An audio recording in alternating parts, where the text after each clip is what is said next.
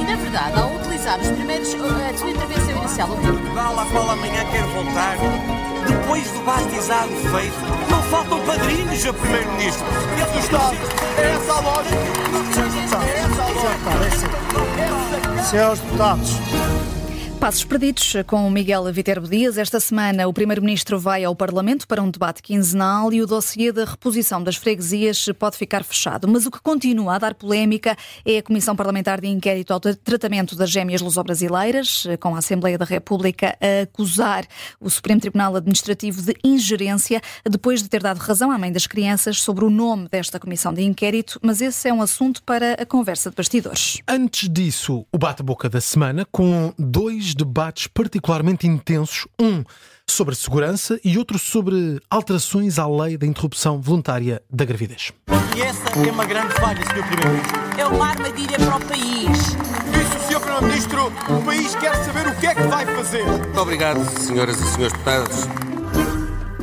E o debate sobre as propostas de alteração à lei do aborto foi particularmente difícil de gerir para os partidos da direita, com algumas ausências notadas, Miguel. Sim, a começar pelo presidente do Chega, André Ventura, o que não deixa de ser curioso, porque este é um assunto divisivo e é raro ver Ventura faltar a debates acalorados, ou em que pelo menos sabe que a atenção mediática está particularmente focada no Parlamento. O certo é que não marcou presença. A intervenção inicial do Chega foi da deputada Sandra Ribeiro e o partido só conseguiu mesmo gerar burburinho já na reta final, através de Rita Matias, que até foi falar sobre a proteção da mulher grávida em sentido mais abrangente, não tanto sobre a questão do aborto. Mas vamos aos presentes, ou aos que preferiam não ser obrigados a marcar presença. Falo do PSD.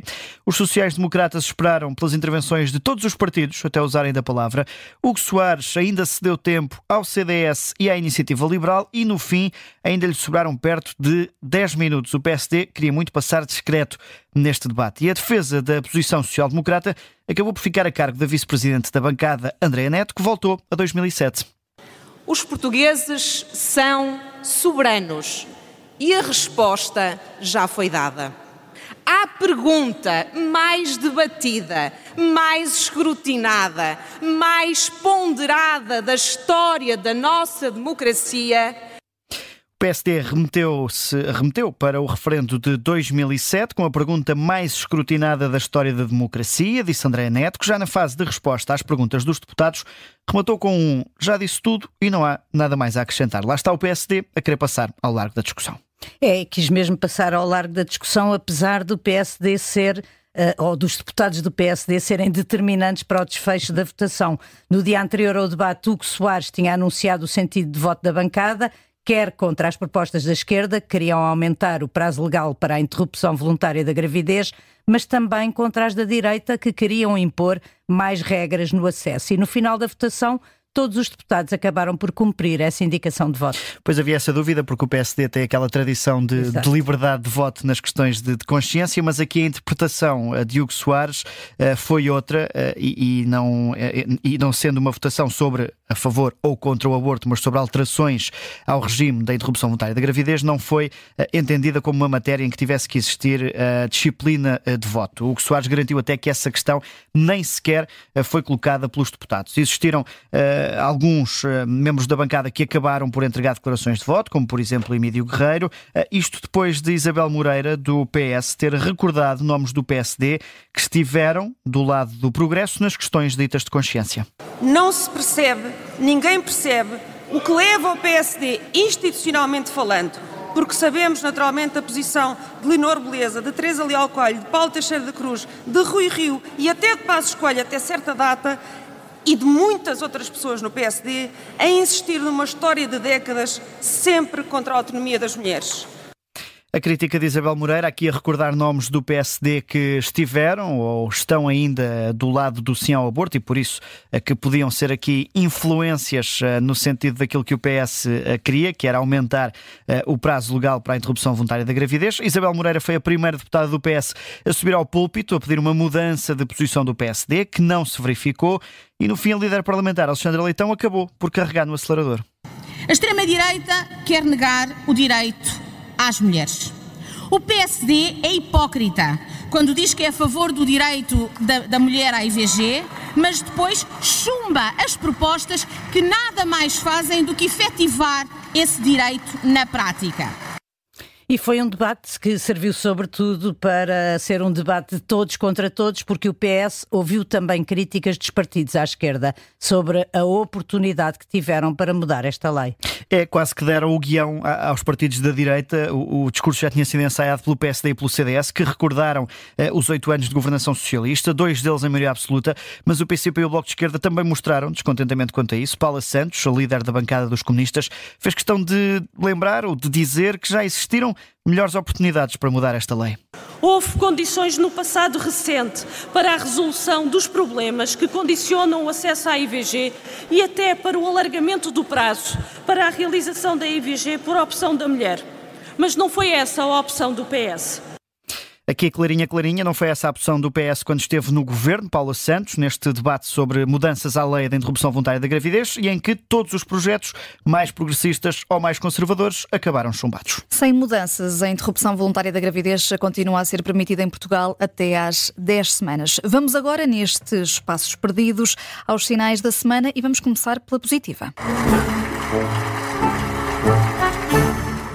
E o deputado pela positiva é o primus inter pares, o Presidente da Assembleia da República, Miguel. Sim, numa semana em que ficou também marcada pela transladação de Essa de Queiroz, falámos disso na edição anterior, não foi fácil para o Parlamento.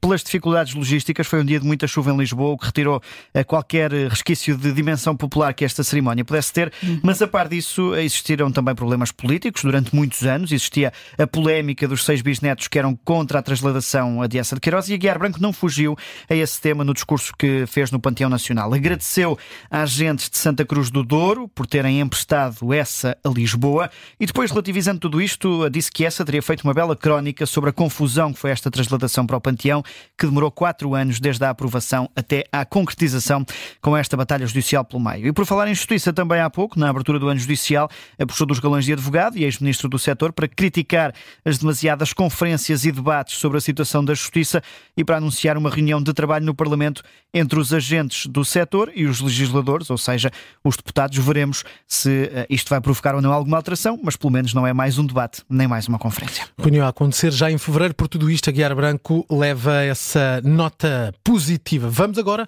ao sinal menos desta semana. Pela negativa esta... Obrigado, Miguel, por entrares na nossa tradição. Sempre quem cai primeiro, é não aqui é? que nós vemos quem é que se estreia. Pela negativa, queres esta semana destacar os partidos que subscrevem a lei sobre a desagregação das freguesias? Sim, personificando aqui em Hugo Soares do PSD, Alexandra Leitão do PS, Fabián Figueiredo do Bloco de Esquerda, Paula Santos do PCP, Isabel Mendes Lopes do LIVRE e Inês Sousa Real do PAN. É raro vermos um projeto de lei assinado por estes nomes, são os primeiros subscritores do projeto de lei de desagregação das freguesias. Inicialmente iam ser desagregadas 124, agora vamos em 132. Estas 8 que surgiram, entretanto, foram adicionadas à margem do grupo de trabalho, que durante os últimos meses esteve debruçado sobre este processo. Isto depois de terem já surgido acusações de falta de respeito pelas indicações da Comissão Técnica, que antecedeu o grupo de trabalho na Assembleia da República. Ora, este assunto vai à votação na sexta-feira, cumpre o objetivo do Parlamento, que queria o dossiê fechado a tempo das eleições autárquicas. É claro que depois da chamada Lei Relvas em 2013 ficaram erros ou agregações de freguesias que acabaram por não correr bem, e isso deve ser permitida a correção disso pela lei, mas quando as correções surgem a pouco tempo de um ato eleitoral, fica sempre a desconfiança de critérios subjetivos neste processo. E aqui não é um critério subjetivo, há sempre neste programa o próximo segmento, que são os destaques da agenda, numa semana em que há debate quinzenal com o Primeiro-Ministro.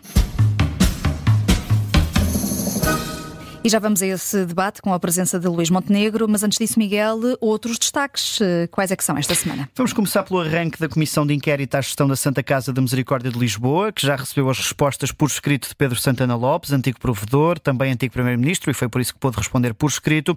As audições arrancam esta semana e esta, sim, pode ser uma comissão importante para corrigir o rumo de uma instituição que foi sendo, ao longo dos anos, válvula de escape para muitos problemas. Mantendo-nos nas comissões de inquérito, esta sexta sexta-feira vai ser ouvida a atual Ministra da Saúde, Ana Paula Martins. Ora, se bem nos recordamos, a atual Ministra era na altura em que a polémica rebentou a Presidente do Conselho de Administração do Centro Hospitalar Lisboa Norte, que inclui o Hospital de Santa Maria, e foi a primeira a apontar para o gabinete de António Lacerda Salles como responsável pelo pedido para a marcação da consulta. Vai ser ouvida na sexta-feira à tarde. E terminamos, claro, com o debate quinzenal. A segurança será certamente um tema, depois das manifestações deste fim de semana e também da rixa na Rua do Bem Formoso. Luís Montenegro enfrenta assim a oposição pela primeira vez este ano, e isto depois de um último debate quinzenal particularmente confuso e do qual se extraiu pouco. E um debate, como costumamos dizer na bola, aqui exatamente. Não é para acompanhar com um relato em direto na Rádio Observador, mas sim com a emissão especial na Rádio Observador. E também com comentários. Com comentário em direto também. Durante esta semana, debate quinzenal com a presença do Primeiro-Ministro. Estamos a caminho do final, paragem obrigatória para ouvirmos a conversa de bastidores.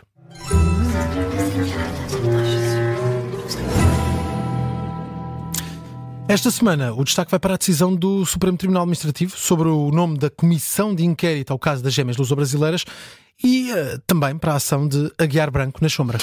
Este caso é um exemplo de como a vida no Parlamento se consegue embrulhar em pormenores e pormenorzinhos. Ora, a mãe das gêmeas luso-brasileiras colocou uma ação na Justiça para que o nome da Comissão de Inquérito fosse alterado. O Supremo Tribunal Administrativo acabou por dar razão a Daniela Martins, pedindo a alteração da designação da Comissão de Inquérito. Ora, os deputados insurgiram-se. A Comissão aprovou a apresentação de um recurso a esta decisão do Supremo Tribunal Administrativo. O recurso foi aprovado apenas com a oposição do LIVRE, sendo que este processo terá ainda que passar quer pela Conferência de Líderes Parlamentares e também pelo gabinete de Aguiar Branco. Só que o Presidente do Parlamento já tinha tentado evitar polémicas. Num despacho a que tivemos acesso, Aguiar Branco já tinha dado instruções em dezembro para que o Parlamento designasse a Comissão de Inquérito com o nome formal e não com o nome abreviado, que é a Comissão de Inquérito às gêmeas tratadas com medicamentos Zolgensma. Ora, a utilização do nome formal foi ordenada por Aguiar Branco e utilizada já pelo Presidente da Assembleia nas comunicações internas, mas publicamente continuou a ser usada a designação abreviada e informal que motivou esta queixa da mãe. Na sequência do pedido, Aguiar Branco dá ainda conta de que não recebeu nenhuma oposição por parte da Comissão de Inquérito. Acontece que o site do Parlamento não permitia, até há poucos minutos, a mudança do nome da Comissão por uma limitação de caracteres, que agora finalmente parece ter sido resolvido. Todos nós, já aqui passamos por isso, não é? Precisamos de dar um título a alguma coisa e temos uma limitação de caracteres. E agora vamos perceber o porquê da dificuldade.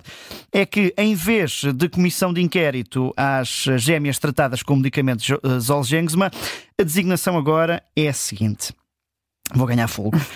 Comissão de Inquérito para a verificação da legalidade e da conduta dos responsáveis políticos alegadamente envolvidos na prestação de cuidados de saúde a duas crianças tratadas com medicamento Zolgensma.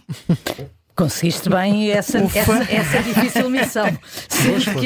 Sendo que a correção do nome formal, com a correção do nome formal, os deputados da Comissão insistem em recorrer da decisão do Supremo por considerarem que existiu uma interferência nos trabalhos da Assembleia da República. Aguiar Branco já tomou posição sobre isso, Miguel? Ora, o assunto, lá está, vai ser discutido em Conferência de Líderes, a pedido do PSD. O pedido de recurso terá que ser encaminhado formalmente pelo gabinete de Aguiar Branco, sendo que a Comissão aceitou a utilização do nome formal, definido a quando da criação da Comissão de Inquérito e que tem a palavra gêmeas apenas entre parênteses, mas a Comissão diz que não abdica dessa palavra, que a mãe defende que viola a privacidade das crianças. Para já, a palavra caiu mesmo, mas veremos até onde vão estes pormenores e pormenorzinhos da vida parlamentar. Fim dos passos perdidos, não literalmente, só por esta semana. O Miguel Viterbo Dias está de regresso na próxima segunda-feira com este programa e já amanhã senta-se no sofá do Parlamento com um entrevistado, também aqui na Tarde Política. Até amanhã, Miguel. Até amanhã.